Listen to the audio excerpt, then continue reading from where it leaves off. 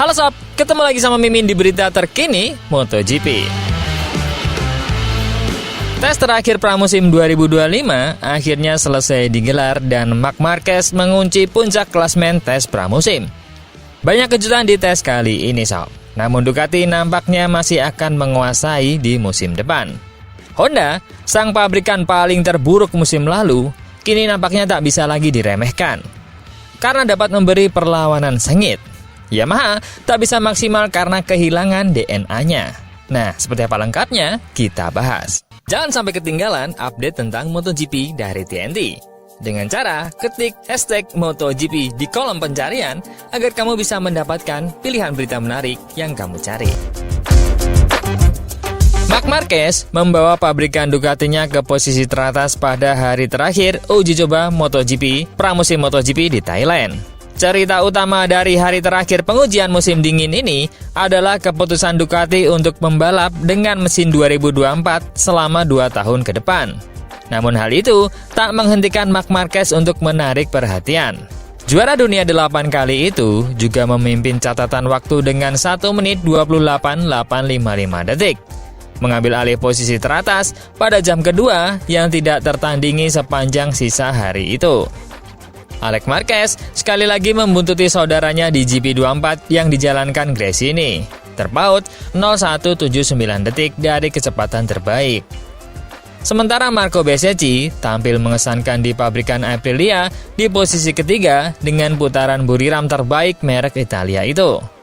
Pedro Acosta memimpin pada jam pembukaan dengan motor pabrikan KTM. Dan mengakhiri hari di posisi keempat secara keseluruhan dengan motor pabrikan RC16. Pecco Bagnaia tidak terlihat senyaman rekan setimnya di pabrikan Ducati, Marc Marquez, pada hari terakhir dan tertinggal 0,523 detik dari kecepatan terbaik di posisi kelima. Joan Mir unggul atas pabrikan Honda di posisi ke-6 dengan catatan waktu 1 menit 29.399 detik. Diikuti oleh Franco Morbidelli dari VR46 Ducati di posisi ke-7. Ini nih yang jadi sorotan. Bagaimana Honda bisa lebih baik dari Ducati GP24 yang dibawa Morbidelli? Padahal tahun sebelumnya, Honda bisa tembus 15 saja sangat sulit dan rutin mengisi posisi buncit. Fabio Quartararo menempatkan pabrikan Yamaha di posisi ke-8 pada lembar waktu gabungan. Sementara Maverick Vinales membuat peningkatan di akhir sesi ke posisi ke-9 dengan Tech 3 KTM. Jack Miller melengkapi 10 besar dengan Pramac Yamaha, terpaut 0,762 detik dari pembalap tercepat. Ai Ogura memimpin pendatang baru di posisi ke-11 untuk skuad Trackhouse Aprilia. Sementara Brad Binder berada di posisi ke-12. Raul Fernandez, meskipun setelah cedera dan operasi, namun dapat mengukuhkan dirinya di posisi ke-13 setelah menyelesaikan 31 putaran pada hari Kamis ini. Perjuangan Enea Bastianini di KTM tampaknya harus berlanjut pada hari terakhir karena pembalap Italia itu hanya berakhir di posisi ke-15. Fermin Aldeguer berada di posisi ke-18 dengan Gresininya. Sementara rookie Somkiat Chandra berada di posisi ke-20 dengan LCR Honda. Sedangkan dari Honda memberi kejutan dengan mampu tembus catatan waktu yang berada di antara para pabrikan Eropa. Bahkan jauh lebih baik daripada Yamaha di buriram. Pembalap utama Joan Mir mengatakan bahwa Albesiano memberi efek yang sangat cepat dalam perubahan Honda kali ini. Setelah mengalami 2 musim terburuknya di MotoGP pada tahun 2023 dan 2024, Joan Mir yakin Honda telah membuat kemajuan dengan RC213V-nya pada tahun 2025. Pembalap Spanyol yang tahun ini memasuki musim ketiganya bersama HRC berpikir bahwa RC213V sekarang lebih dekat ke depan daripada tahun lalu.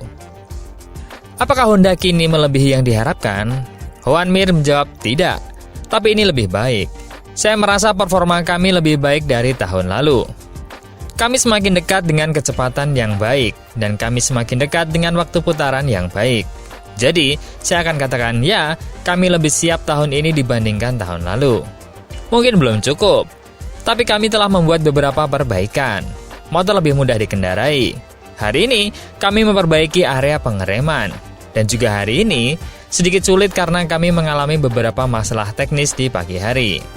Oleh karena itu, kami harus mengubah rencana dan itu mungkin kami akan mencoba lebih banyak hal dari yang ada dalam rencana. Tapi bagaimanapun, tidak apa-apa. Hal-hal seperti ini bisa saja terjadi. Juan Mir menjelaskan dampak Romano Albesiano. Salah satu perubahan utama di Honda untuk tahun 2025 adalah kedatangan Romano Albesiano dari Aprilia untuk mengambil peran sebagai Direktur Teknis HRC. Ketika ditanya apakah ada perubahan metode kerja sejak kedatangan Albesiano, dia berkata, "Saya pikir lingkungan kerja di garasi serupa. Saya bekerja dengan tim saya. Namun memang benar bahwa kami melihat beberapa peningkatan pada motor yang menjadi bukti.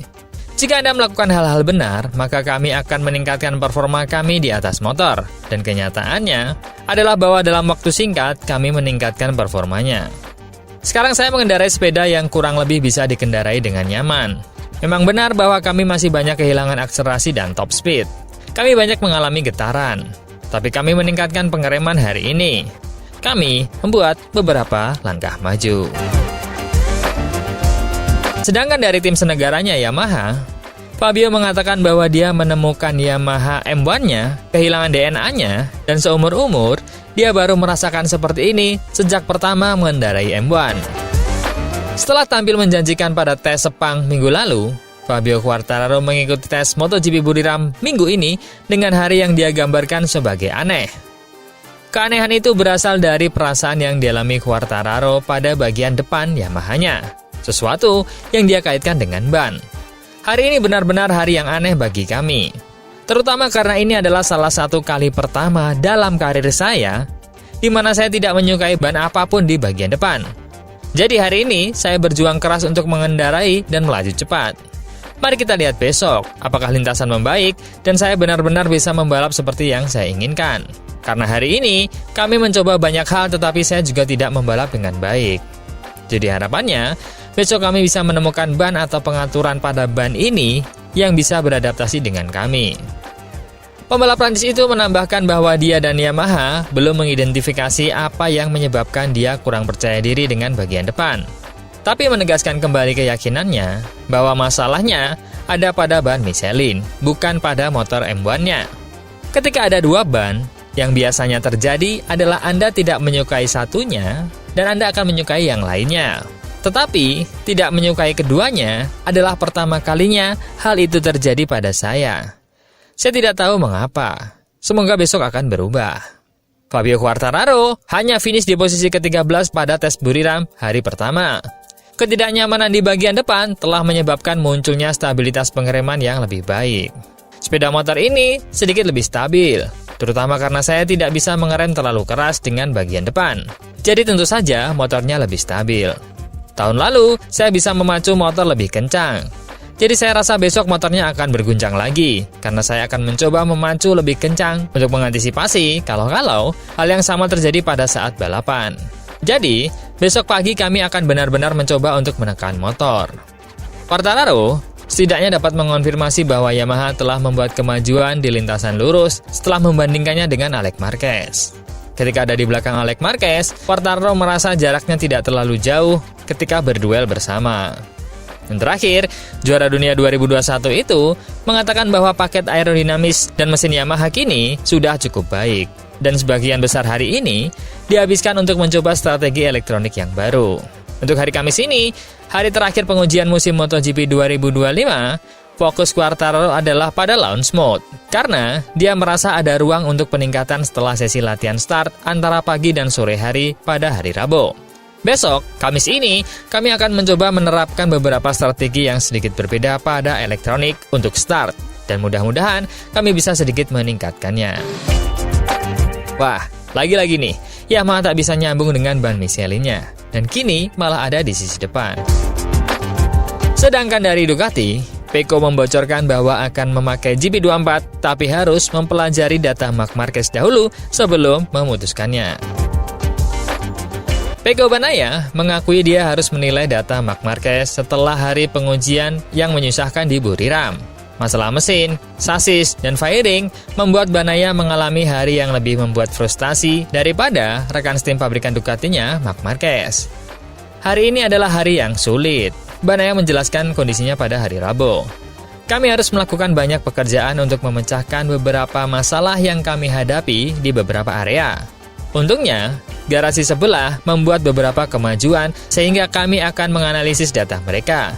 Dan itu membuat saya yakin. Mbak Naya mengalami masalah sasis Ducati. Mbak Naya mengungkapkan bahwa dia lebih condong perhatiannya ke sasis Ducati GP24 daripada GP25. Merek asal Italia itu memperkenalkan sasis baru untuk tahun 2025 pada uji coba di Barcelona tahun lalu. Kesan pertama Mbak Naya tentang sasis itu positif di Spanyol. Tapi uji coba di Sepang, keadaan menjadi rumit. Dan pada uji coba MotoGP Buriram, pembalap Italia itu telah meninggalkannya. Setidaknya untuk saat ini. Setelah tes Barcelona tahun lalu, Mbak Naya senang dengan sasis baru. Tapi dia menjelaskan bahwa pendapatnya sedikit berubah di Malaysia. Sedangkan dari KTM, KTM nampak tak tampil maksimal dengan pembalap barunya. Namun Vinales, sang raja kemenangan dengan 3 pabrikan berbeda, mengatakan bahwa semua hanya masalah waktu. Maverick Vinales mengatakan dia tidak khawatir dengan posisinya saat ini dalam uji coba pramusim MotoGP dengan KTM dan yakin adaptasinya akan seperti klik pada akhirnya. Sementara 2 pabrikan KTM Pedro Acosta dan Brad Binder berada di 10 besar, pasangan Tech 3 Enea Bastianini dan Vinales ada di posisi 16 dan ke-18 pada tes hari pertama di Buriram. Bastianini mengatakan kepada media pada hari Rabu bahwa dia kesulitan beradaptasi dengan RC16 karena dia masih mencoba mengendarainya seperti Ducati. Bagi Vinales yang telah mengendarai Aprilia selama 3 tahun, dia mengalami kesulitan tersendiri dalam beradaptasi dengan kekhasan KTM. Tetapi, bersikeras bahwa semua akan membaik pada akhirnya. Saya pikir, ini masalah memberi waktu dan mempercayai kemajuan. Itu pasti akan terjadi suatu hari nanti. Jadi kami harus bersikeras untuk terus meningkatkan dan beradaptasi dengan motor. Saat ini, kami ingin berada di posisi lain, tapi kami perlu lebih memahami motornya. Ketika ditanya apakah pramusim ini lebih berat dari biasanya, Vinales berkata, "Tidak. Yang saya maksud adalah setiap pramusim memiliki tantangannya sendiri. Mungkin kami perlu fokus pada hal-hal yang berbeda di tahun-tahun sebelumnya. Ini tentang proses. Kami perlu menikmati dan mencoba untuk melangkah maju setiap hari.